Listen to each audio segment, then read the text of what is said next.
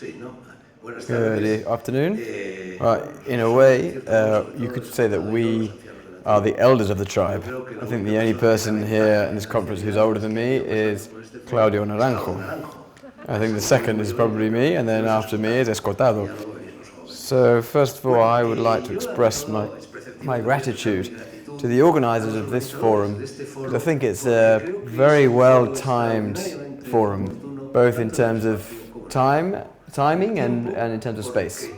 In terms of time, because, sorry, can you not hear me? Can you not hear well? I can hear some moaning there. So I was saying that the timing is good because it seems that after 50 or 60 years of this absurd prohibitionism and this absurd war against drugs, it would appear that common sense seems to be prevailing among those people who have the control over these things. So I think Uruguay would be a good example, where marijuana has recently been legalized. And we have, as an example, Colorado in the United States, and another 17 states which, in one way or another, which have at least legalized the use of marijuana. We have examples here in Catalonia, in Switzerland, and Holland, and just last week there was also some declaration, a statement made by some organism in the United Nations, which basically said the same, with enough of this crazy war, which has resulted in the loss of, according to official figures, more deaths than the Second World War. And so prohibition is beginning to be replaced by freedom. Also, the space is particularly appropriate, because this forum, being organized on an island like Ibiza, which was a determining place in the itinerary of those people who, after the mid-60s and more or less up until the 80s, who began to take an interest in these substances. I'm talking about the hippie movement and these concentric circles that the hippie movement began, and Ibiza was one of the stations on this itinerary. And I arrived here early on, like I said, I'm one of the oldest of the tribe, in 1957, which is more than half a century ago. I was accompanied by Gonzalo Torrente Malvido, the son of Gonzalo Torrente Ballester, and we found an island which was literally off limits, where everything was allowed. And for many years everything was allowed on this island. And a few years later, Antonio Escohotado arrived, who was one of the founders of the music scene here. And so it's a real pleasure for me to step on this island again, to speak about these things that we've been talking about for such a long time. Carlos José Bouso has said to me, and it says in the program, that we have to speak of the philosophical aspects, which is a major undertaking. I think anyone entering into the use of entheogenic substances, well, I think there are fundamentally 4 different ways of approaching this.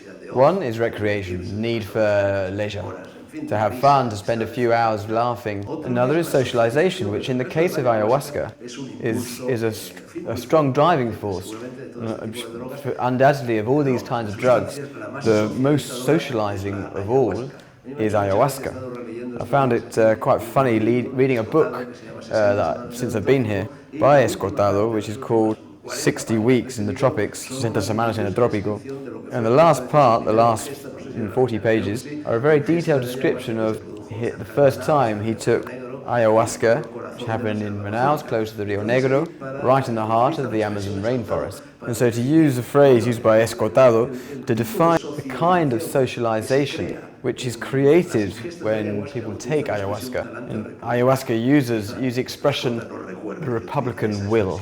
Maybe Escohotado himself doesn't remember this. And he distinguishes his Republican will from the fraternity that's also created when we consume LSD, marijuana, psilocybin. So I said there were 4 ways to approach ayahuasca. The first is recreational, the second is socialization, and the third, which is very present on this forum, is therapy.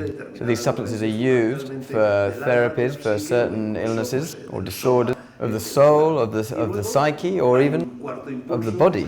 And then there's a 4th drive, which is philosophical curiosity, a longing for knowledge, the longing to find answers to all those old questions about who we are, who am I, what is the ego, what is the deep id, what is the world, what is reality, what is real reality. And I have to say that for me, the way that I approach the use of this substance has always been the fourth one. I've never done it for recreational purposes, although it has been recreational. I've never tried to socialize with it. I'm not a very sociable person, that's the truth. And I've never needed to resort to these substances for therapy. I've never had any major problems with my body or my soul. It's always been philosophical curiosity, a spirit of adventure that has driven me to using this kind of substances. And the first time that I came into contact with these substances, I think it was in Kathmandu in 1966, a few months before the hippie movement began. I often define myself as a paleo hippie, since I seem to arrive on the scene before anyone else. And for a few years I travelled along this itinerary, stopping at Kathmandu, Goa, Bali, Bangkok, then over to the Mediterranean to Crete, Ibiza, etc. And I remember perfectly the first time I smoked a spliff, a marijuana spliff, which was in a bar in Kathmandu, which a few years ago they closed down. And curiously, there was a news item on the closure of the Kabi, which appeared in the Spanish press. And I remember in Kathmandu, I saw a sign which said Kabi, and I arrived there and I went into the Kabi.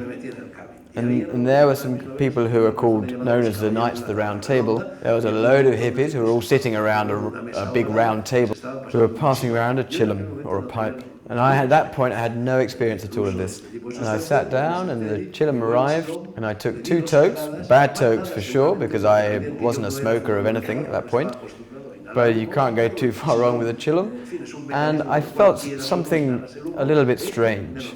And I sat down on a bench in that dirty courtyard, which was full of rubbish and dirt. And that courtyard miraculously transformed into a Florentine courtyard with beautiful sculptures and a Baroque fountain. And I was there, sitting there for a couple of hours, which in my internal time seemed like hundreds of years. And from that moment on, with great vehemence, I decided to follow in this mission. And in 1970, in Rome, I tried LSD for the first time. And I have to say, it's one of the 3 or 4 most key experiences of my life, and of course one of the most transformative. And my first contact with yahe or ayahuasca was in literature. It was when I read back in 1968, 1969, I read that book, that legendary book, the Yahe letters, and these letters were written by William Burroughs to his friend Allen Ginsberg in 1953, but the book came approximately 10 years later. And Burroughs, in his second trip to Latin America, took ayahuasca, and he talked about his experiences regarding his search, which was quite complex, to his friend Burroughs. And that was my first contact, and it aroused my curiosity. But at that time, really in Spain and the world in which we moved, there was really no possibility of taking yahe or ayahuasca. And we had to wait for many years until approximately in 1990, one of Claudio Naranjo's disciples invited me to participate with shamans and priests from the church. And actually there are several churches, radical churches, which consume ayahuasca, at least 3 in Brazil, and these were priests from Santo Daime. And so a few of us have met in an initiation center that was called Babia, and that was the first time that I took ayahuasca. And the truth is, in that first taking of ayahuasca, 2 things happened to me which were really extraordinary, and which were also key moments in relation to my behavior in the future. The first thing that happened, and this is curious because in Escohotado's book, 60 Weeks in the Tropics, when Escohotado takes ayahuasca for the first time near Manaus, near Rio Negro, and he was feeling very guilty because more or less around there he had broken one family and he had started a new family just recently before. And something similar had happened to me when in 1990 I took ayahuasca. And what was surprising was, in a certain moment during the experience, I visualized my consciousness. I thought that I was going to find that my consciousness was filled with spiders and bats and darkness, which is a direct result of the sense of guilt that society and contact with women and Christianity induces in us. And for me, to my great surprise, my consciousness was totally clean. It was as if someone had literally just polished them all. And for me, it had been left gleaming. And really, I could say this was an extraordinary experience for me, as I had been well and truly conditioned by this idea. And the second thing that happened to me at that point has a really philosophical dimension, and it's connected with perhaps the last contemporary philosopher, aside from those who are here, Escohotado, which was Heidegger. And Heidegger's main work, and practically all his work, contemplated the question, practically right from the beginning of his philosophical speculation. He asked himself, why the being and not nothing, or nothingness? And the fact is that question, I think, has tormented me throughout my existence and has concerned practically all human beings, because it's asking about the origin of the universe. It's the same question that Holkin and other people are talking about in different symposiums in Tenerife. So anyway, in the experience of ayahuasca, this is quite common according to what the priests told me. And there's a moment where one is wandering through this primordial jungle, which was evoked by Claudio Naranjo in his intervention. And ayahuasca definitely takes you straight to a natural world, to this primordial jungle, the origin of myth, and therefore the origin of symbol, and for sure archetypes. And in this pilgrimage there's a moment when one often finds oneself in front of a hole, and it would seem that the most usual reaction in front of this hole, well there are two reactions. The first is to be afraid of the hole and to run away, and the second is to be curious of what's in the hole and get into it. And like an idiot, I wasn't afraid and I didn't get inside it. I slipped. The grass was wet and I slipped and fell into the hole. And then I have to say, and I know because I had looked at the time, shortly before I fell into the hole, and also in the hole after a lapse of time, which seemed to me to be an infinity or an eternity. And I looked at my watch and about half an hour had passed. In such a way that when I fell into this hole, I was in complete nothingness. It was like someone had drawn a black curtain and I was completely immersed in nothing. I didn't know where I was, I didn't exist, all the labels had been erased, the labels of my personal biography were completely erased, the labels of my affiliation, my empathies, my phobias, my beliefs, etc. And even the details of my physical image were erased. The colour of my skin, the colour of my eyes, the way my hands look. I disappeared completely. I was in nothingness. I was in what Taoists call the Wu-wei, which is basically the void, the absolute void, the literal void. And I have to say that experience, which I find very difficult to explain, because it was an ineffable experience, and by definition, an ineffable experience can't be explained, but it was also supremely reassuring and comforting, because what I did know was that I was absolutely fine. I felt an extraordinary sense of well-being from not being. The other day, Claudio Naranjo was speaking about one of the things that these kinds of experiences with ayahuasca is good for is to destroy the ego. And the ego is a concept that 40 or 50 years ago nobody spoke about. Psychoanalysts spoke of it, psychiatrists spoke of it, and it was talked about in small circles, but now it's a concept that's come into contact with common mortals and a wider public. Now everyone talks about the ego, normally without knowing what they're talking about. And the fact is, ego has become a very confusing concept for everyone, including those of us sitting at this panel. But if someone asked me what ego is, I would say it's the labels. The cultural pressure, historical pressure adds to children from the moment they are born. And these labels are firstly biographical by nature. They tell you you've been born, in my case, on the 2nd of October 1936 in Madrid, etc., etc., and that I'm Spanish. It gives you biographical data.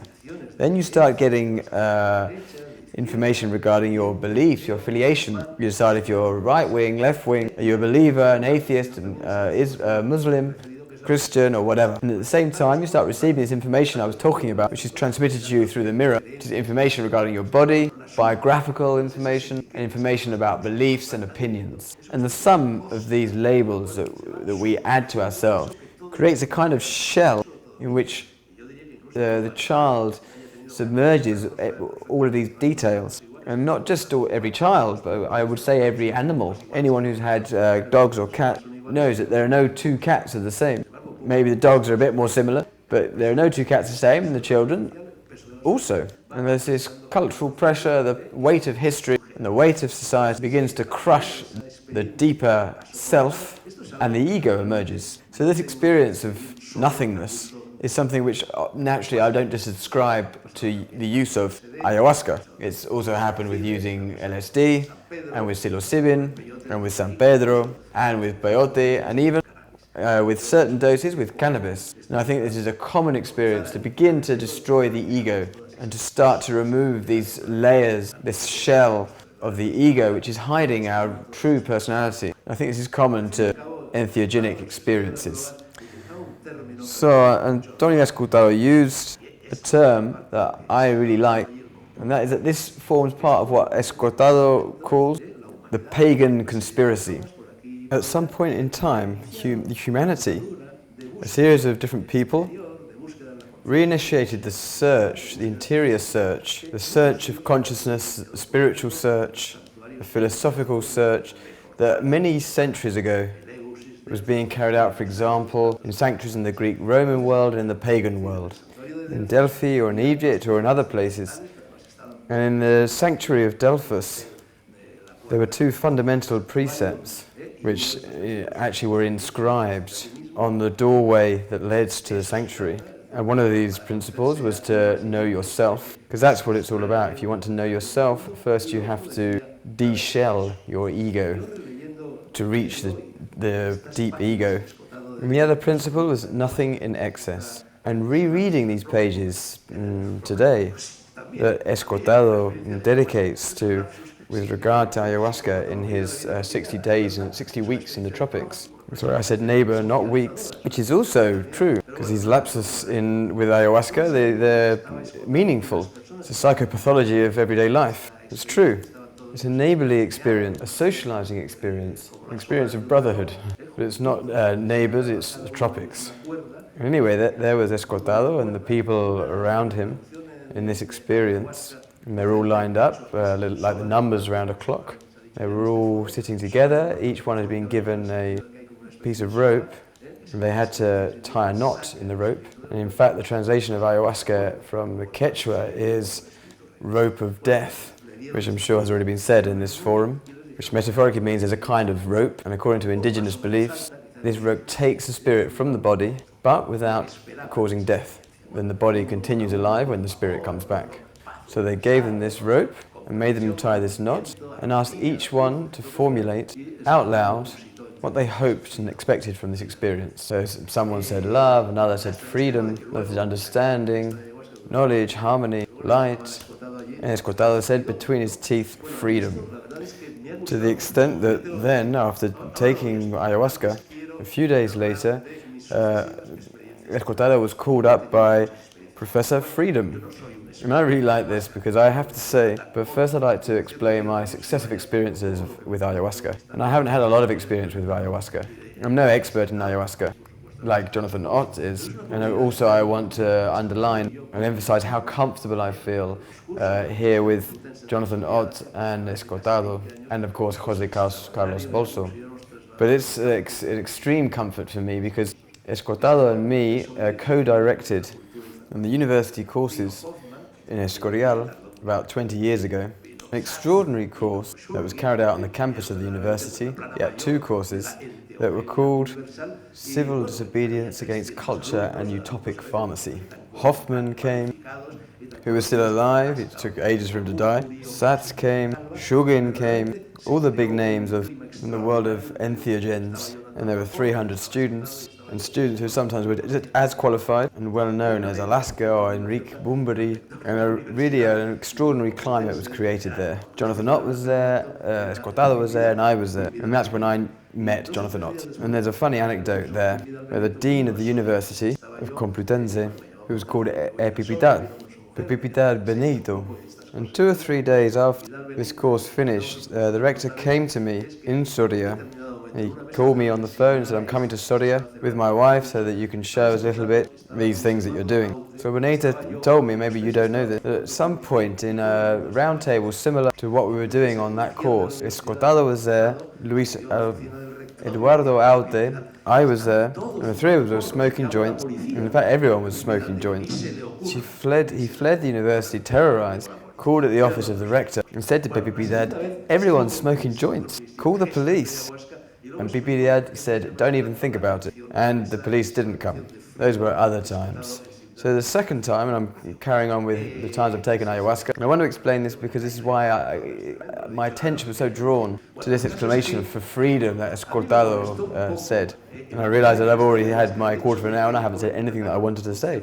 And the fact is that it bothered me a little bit the first time I took ayahuasca that they, with a certain reverence, I'm a well-known writer, they put me in a preferable place, in the front row practically. In front of me was a shaman of Santo Daime, who gave me more ayahuasca than he generally gave other people, and he even allowed me to have seconds. But at one point I was bent over like this, and he called my attention in sort of quite a violent way, and said, no, you have to be straight, your spinal column must be erect.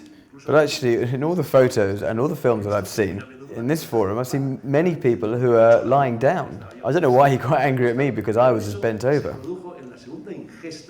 But the second time I took ayahuasca, the second time I took ayahuasca in Rio, and it was always in Santo Daime. And that was because the editor, or my editor in Brazil, was a member of the Santo Daime church.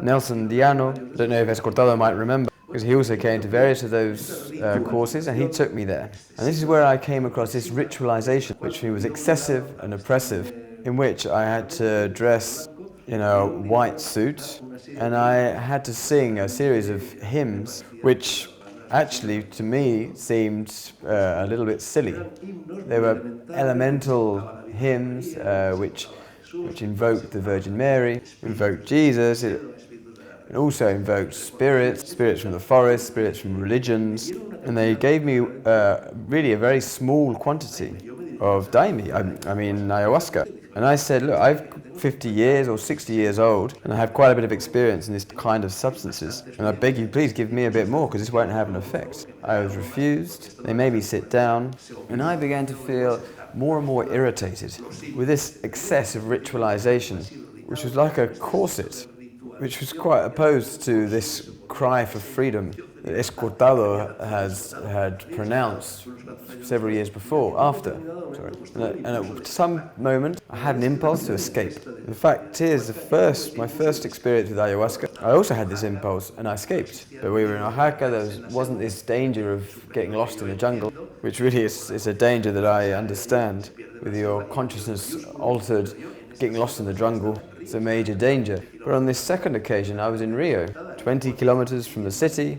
There's a tarmac road, there were cars. There was absolutely no risk that anything would happen to me. And I wanted to go, because I wasn't happy there, and they stopped me. There were supervisors who were enormous, with really short, neat haircuts, like skinheads, that weren't letting me leave. And I felt exasperated. I would say, you're not letting me go from here? I'm 50, 60 years old. And I stood my ground, and effectively I ended up jumping the barrier and escaping. And the third time, I think I took ayahuasca in one of these courses in Escorial, and Nelson Oliano brought it to us again, and we all went to the house of José María Poveda, the author of the Pagan Conspiracy, and there we were among friends, and nothing happened. So I was really irritated by these experiences that fundamentally weren't anything like that day that Escohotado describes, because of this excess of ritualization, which without any doubt may have its use. And you don't want people getting lost in the jungle. I understand why there are these precautions. And also for those people who are calling upon yaje or ayahuasca as for a kind of therapy for certain disorders. But for those of us who aren't looking for these things, and who just have sort of philosophical curiosities. So then I took ayahuasca for the fourth time, and I went to travel through the Amazon. We arrived in Manaus. We rented a beautiful boat to move through the rivers around Manaus and the Rio Negro, and we spent a night in the Rio Negro. And I had a bottle of ayahuasca that we'd got in Manaus, and we were alone, which is something that people say you shouldn't do. And it's true that I felt more pressure than ever. We were on board a boat. The boat was anchored in the middle of the Rio Negro, And there was a small boat which was attached to like a rope. And so everyone went to sleep, and I drank half a bottle of ayahuasca, climbed down some stairs and got onto the boat, and I got as far away as I could from the main boat on this small boat that was attached with a rope, which was, I don't know, about 4 or 5 meters long, the rope, so that's how far I was from the boat. Again, the rope of death. So that night I was alone with Yache, with ayahuasca, in that boat, going up and down, around the boat, around the big boat. I couldn't escape, but at least it was an experience without any ritualization, and in which I felt much more comfortable. I've got a lot more to tell you, but they've already got annoyed with me twice here, so they don't get angry with me for a third time. We're going to finish there. So if I had to summarize what for me has been ayahuasca, or the psilocybin, or the LSD, or all these substances, I'd use 2 phrases. One is the old phrase, the psychedelic motto at that time, in the 60s, Timothy Leary, Albert Metzner, those 3 verbs in English which were turn on, tune in, drop out.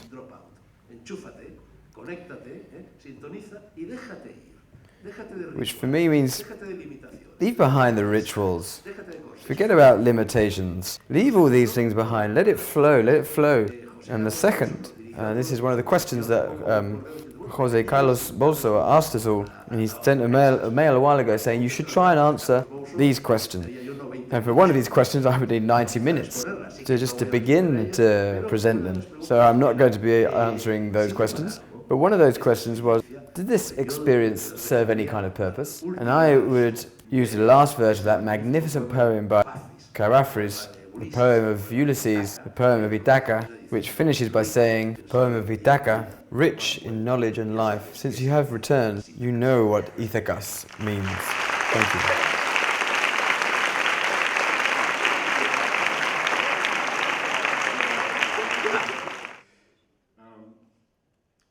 I've been asked many times about LSD, mushrooms, ayahuasca. What does it do? This is asked by someone who has no experience, let's say.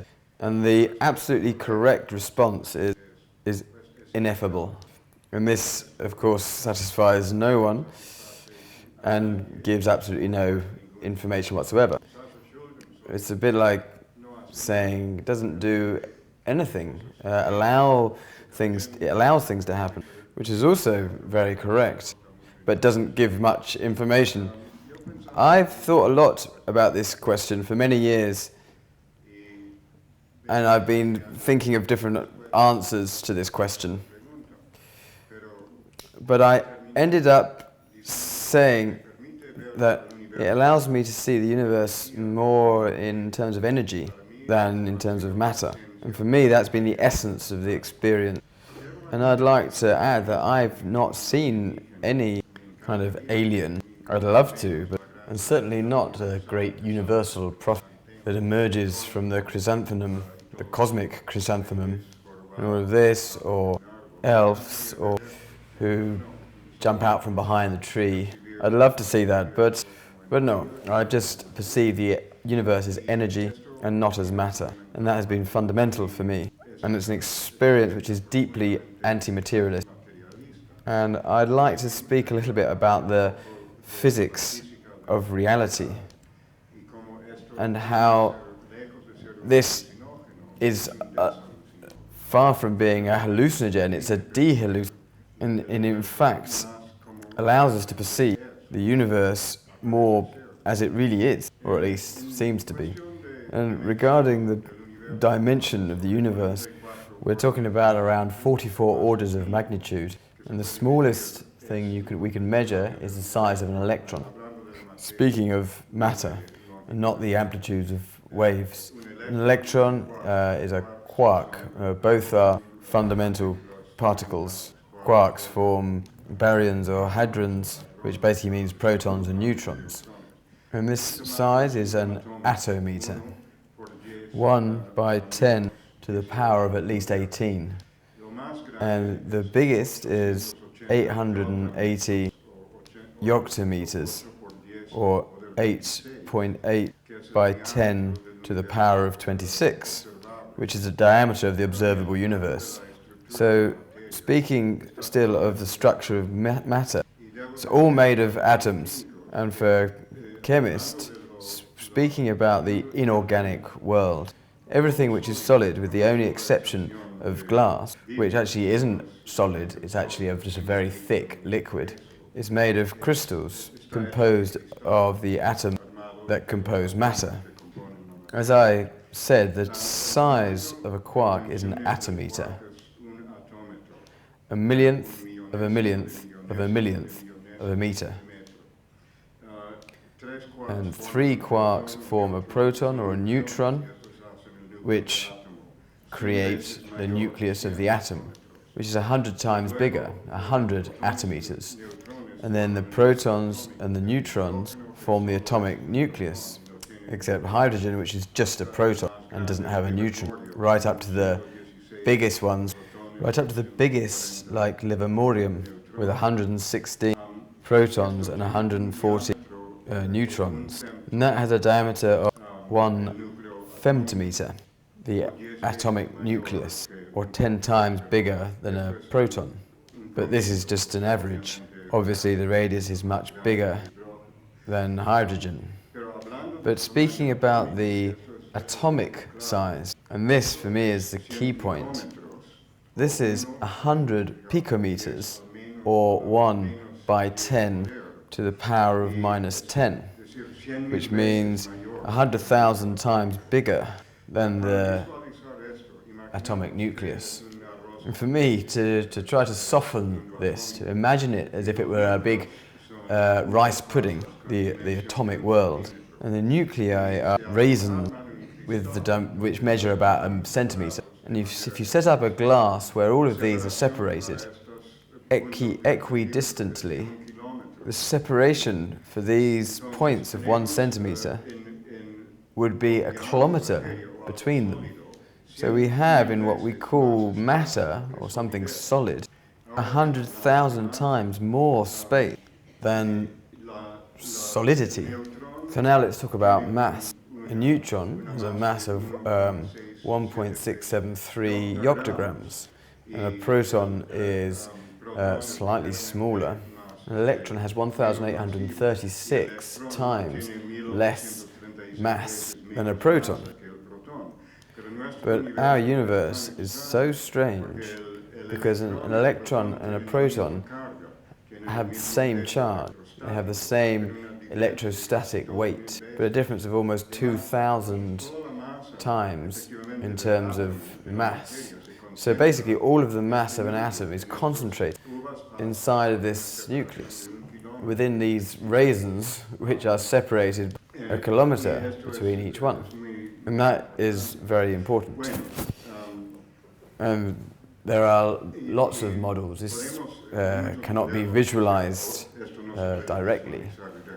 But we can conceive of this. This is not exactly empty space between the limits of the diameter of the atom and its nucleus. But these are like clouds of electrons which go moving frenetically, through this area and around this nucleus. Electrons need a lot of impetus to resist the traction, or the electrostatic traction, to avoid falling against the nucleus, which is positive. It has a positive charge. And there are 7 layers, which we call periods, of electrons, and each layer represents greater energy and greater distance from the nucleus. So it's not exactly space, but it's a cloud of probability regarding the location of these electrons. And depending on how you see this, it can be observed as a corpuscle, as an isolated thing, but also seen with a different viewpoint, as a wave, with no means to propagate it. They used to think that it was an ether. It was used as a means of propagation for light waves, but that doesn't exist. So, also existing in the universe there is a way of eliminating all of this space and of concentrating everything which is solid into matter, and this is called degenerate matter, or a neutron star. The protons and neutrons each has 3 quarks. There are 2 types of quarks, one above and one below. One has a positive 2/3 charge and the other a negative 1/3 charge. So one is neutral because it has 2 less and the other is 1 positive. So they can oscillate. There are reactions which occur in a nuclear reactor of the oscillation of a proton and a neutron, which means descend the periodic table, like for example beryllium-7 with 4 protons and 3 neutrons, or lithium-7 with 3 protons and 4 neutrons. And you can also go up in the table because a neutron transforms into a proton, and that's how plutonium is produced for atomic bomb of uranium, by transformation of the neutrons and the protons. And a kind of the death of a star, instead of exploding, or as a residual of an explosion, which is called a supernova, what remains is degenerate matter. Inside of a star, it's not liquid, it's not solid, or gaseous plasma, which is a 4th state of matter. There are no atoms, but just positive nuclei and electrons, separated, free electron, which is absolute freedom. So when this is flattened, what happens is it becomes like a pure neutron. The electrons are released, and all this mass is concentrated in 1 part in 100,000 of its previous dimension. And that's the densest we can conceive of in the universe. And in this reaction of releasing the electrons,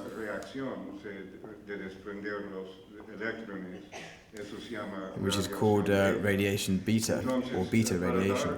So, to give you an example, our sun has a radius of almost 700,000 kilometers, or 7,000 megameters. If all its mass was reduced to like a neutron star, it would have a diameter of 7 kilometers. And talking of density, it's 1.4 grams per cubic centimeter, which is a quarter the density of the Earth, which is the densest of all the planets in the solar system. It reaches 2.62 petagrams by 10 to 15 per cubic centimeter. So these are unimaginable quantities. But let's put it in terms of the Earth, which has an approximate radius of 6,400 kilometers, or 6.4 megameters. It would be reduced to an asteroid measuring 64 meters in diameter. It would fit quite easily in the Bernabeu Stadium. So this allows us to visualize what solidity is in our universe. So what we're seeing is that there isn't solidity, we're seeing space, or energetic space, and frenetic clouds of electrons, and very, very tiny and isolated points that concentrate all the mass. And the only solid part of this, because the electrons don't have solidity, and I've said all of this in order to say that really that's what it's like. We're not really seeing matter, we're seeing energy, clouds of energy. The surface is all energy. The world of chemistry is electronic interaction with these surfaces which are very far from the matter of the atom. So now I'd like to speak about a specific poem that I read while I was at college, and it meant nothing to me. I did appreciate the fabulous economy of expression, and I saw the music of the words, but really I couldn't understand it. It's called The Marriage of Heaven and Hell by William Blake, and it was written in 1793, and it was etched into metal plates with acid, which was a technique that he invented, which was known as relief etching, and it was painted by hand. I think he only made 17 copies, and about 7 have survived. And I'd say it must be one of the most valuable objects in the world. This after taking LSD, And I had to take it about 100 times to really feel like I experienced it. And by then, I understood it. And so anyway, there are about 4 or 5 interludes. And I should mention that it's a satire of the work of Swedenborg, the Swedish theologist. There are around 5 interludes called A Memorable Fancy, and it goes like this. The prophets Isaiah and Ezekiel dined with me, and I asked them how they dared so roundly to assert that God spake to them, and whether they did not think at the time that they would be misunderstood, and so be the cause of imposition.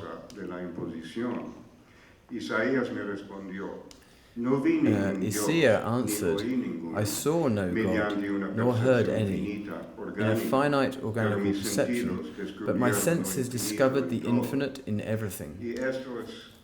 And that expresses more beautifully what I'm trying to say, to perceive the infinite in all things. And then he speaks of energy in the same poem. And I should mention that this is before theories of thermodynamics and before many things that we now today take for granted. All Bibles or sacred codes have been the causes of the following errors.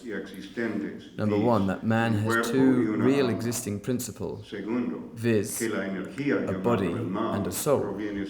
Number 2, the energy called evil is alone from the body, and that reason called good is alone from the soul. Number 3, that God will torment man in eternity for following his energies. But the following contraries to these are true.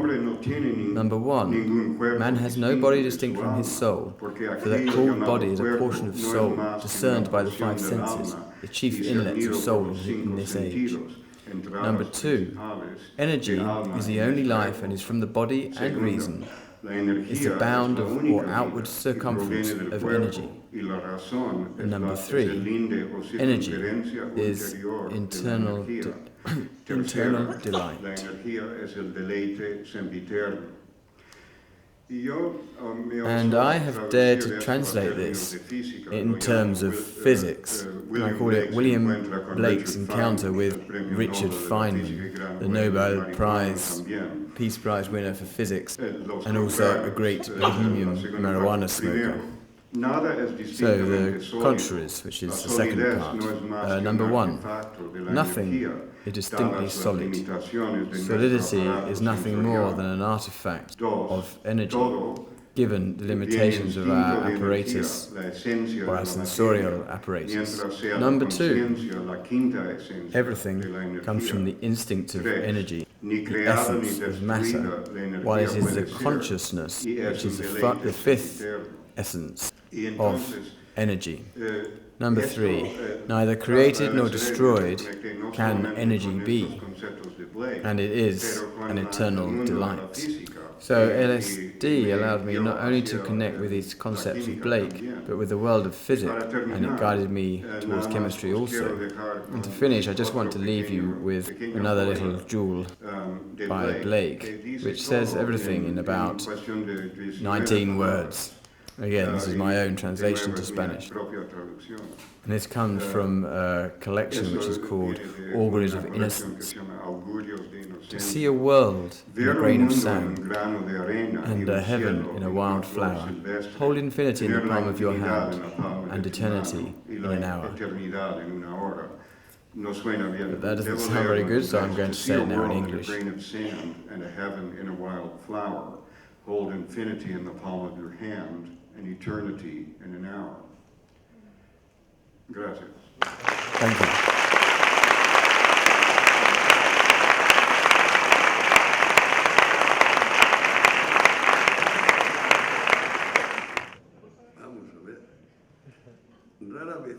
The opportunity is rarely given to a student of logic to see what relationship there is between language and the things that language alludes to.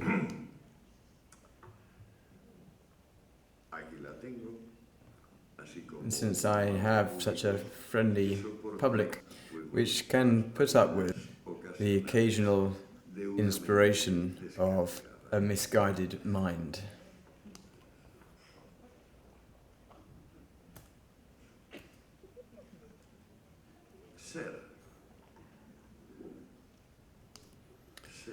To be, being, is the particle that allows the connection of all linguistic elements. And let's be more precise about these linguistic elements briefly. Verbs, which are actions. Nouns, which represent what Jonathan calls protons or neutrons. Nuclei, adjectives, adverbs, conjunctions, and prepositions. Some languages don't use prepositions, like in German or in Greek, and instead they put them at the end of words. So once we've found out about the gender, the number, that doesn't matter. When people start to speak, they want somehow to highlight and put an accent on. They don't know themselves very well if it's on themselves or on the things that they are referring to. So they use extensively adjectives. And adjectives have a small problem, which is that they are polar. And I mean, they have a small problem which is in relation with what happens with verbs and what happens to nouns. For example, if I say horse, horse. But if I say no horse, well, that's fine, no problem. No horse doesn't exist. Or I say, for example, television, and there we have a substance. But if I say no television, well, that's not a substance. However, when I talk about adjectives, if I don't have the opposite, I don't have anything. High, low, good, bad, friendly, unfriendly. Once liberated from polarity, the verb and the noun in language are more loyal to the being, which in turn is a cloud of probability, which is diluted in everything, and which simply allows one thing to be connected with another. I completely agree with what Jonathan said, that solidity, well, it only exists very partially in substances. Substances concentrate the solidity of the universe, and there are very few substances. The main one, and I doubt whether this is the main one, really the main one, would be the being itself. And this would appear to be an operation which is not particularly virtuous or sophisticated of Martin Heidegger to take the verb to be and turn it into a noun. I don't think that verb can be turned into a noun because that verb is the part of action, and the substance is part of the action once it's been carried out.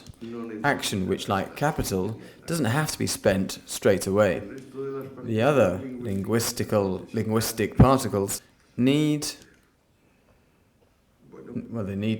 to be spent, to be used. And that's why we have opposites, that's why we have adverbs, and conjunctions connect words.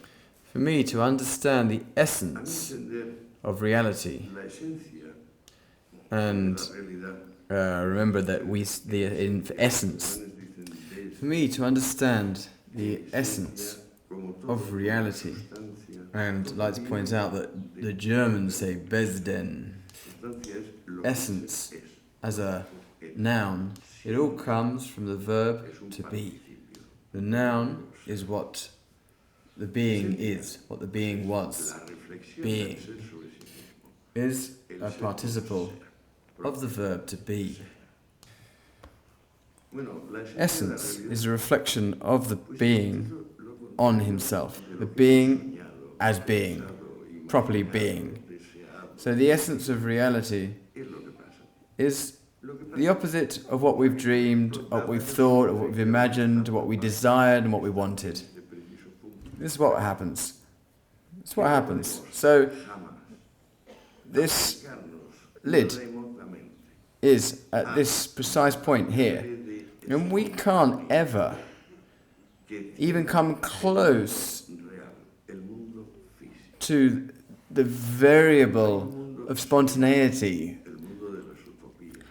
that the real world has, the physical world has.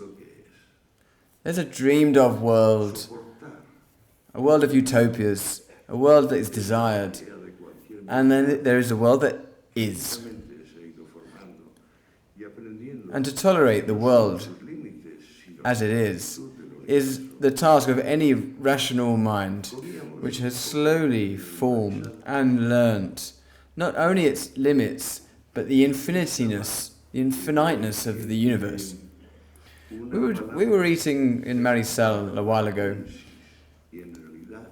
and I thought that the origin of a word, barbariensis, and in fact it's barbadensis. It's just silly, it's just an R for a D. And someone else at the table has clarified that the Bahamas, which is such an Anglo-Saxon sound, is actually come from Bajamar, from an Andalusian sailor who said, let's go down to the sea, Bajar. The reality distinguishes itself from the imagined world, the fantasy world, because reality always goes further. Because reality is infinite in all directions. And you may ask me, how many directions are there? And I would say an infinite number. We're talking about a dimension, a transfinite. We're talking about this transfinite constantly. And we're in this dimension. And it is the honour of everyone that has reached, in my opinion, it's an honour for everyone who's managed to be. But even more so, to be and have and be aware. In other words, this essence is reflection. In Latin, they used to say amor veritas, amor rei. If you truly love, then you love things the way they are. And the way things are essential. The way things are, they are inconceivably dense. We are nothing, but in that we have an advantage. There is only us, and nothing else. We are miserable bores and drags, but there are only bores and drags. And then everything else, just fabulous currents of reality. And that's fabulous.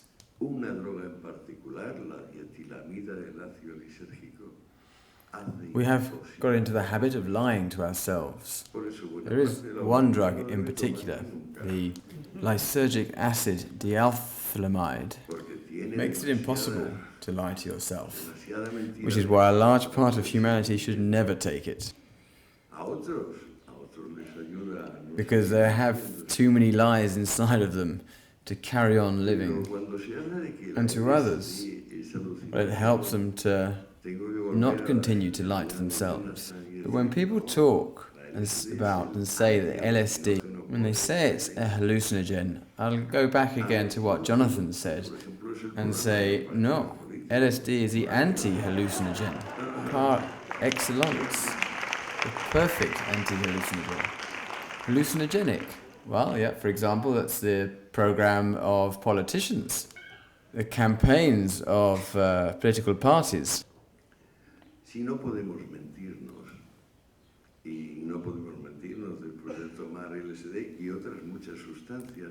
If we can't lie to ourselves And we can't lie to ourselves under LSD and many other substances. Baudelaire said, "He who's never had wine has a very deep secret, dark secret that he wants to hide from his peers." Because alcohol is a disinhibiting drug. And of course, some people, they cannot disinhibit themselves. Because naturally, if they disinhibit, they could be even pedophiles. These are things which are, well, they're not desirable. The others, in my belief, are there, like the other energies or potential energies of nature, to make man more cultured, more controlled, more honoured, and above all, more aware of himself. And this task of humility, to accept the infiniteness of reality. I mean, the world does not obey us. The best we can do is know the world, but the obsession of ordering the world always contains a secret obsession of individuals which we should put in jail because they want to be the masters of people. The best we can do is accept the circus. And these kinds of individuals have for about 5,000 or 6,000 years have been annoying the rest of the human race in a very insisting way. Drugs must make us more controlled. Drugs honor us. They make us more demanding. Jonathan is like my younger brother, and we both have a small personal battle. And Fernando does too, but he's my big brother. So we have this small personal battle for all of this to work well. And so all of this freedom, so that everyone is open to reality. And that will help us to die better. And so that people will say, yeah, they were good folk. Because you can't ask anything more than that. And asking for anything else than that is demented. And not just demented, but extremely dangerous. Ayahuasca is a weak LSD.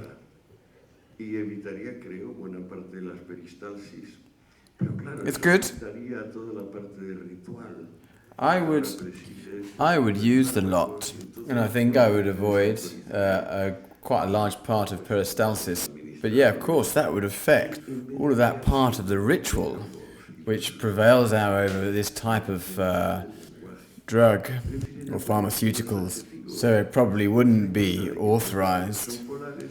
So the suppliers, instead of trusting in the verbs and nouns, which are the essence of language, they prefer to support themselves on adjectives without realizing that they are all polar.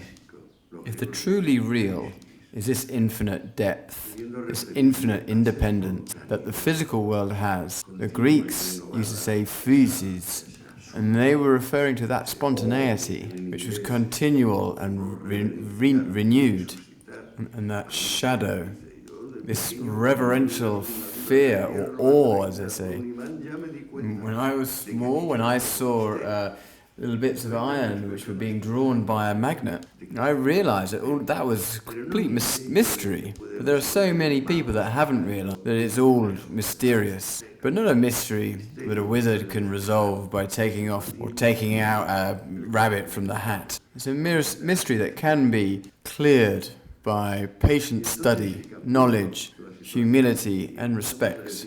So if we change the situation and we start to say, well, maybe I'm not going to write any more adjectives and I'm going to rely on verbs and nouns with their corresponding prepositions, and I'm going to get rid of the adverbs as well, then we'll find that the world is nothing more than substance and permanent and accidents. And the transition from substance to accident, and from accident to substance, that's where everything resides, I think. And since we've now been talking for a long time, I'm going to shut up. Thank you very much.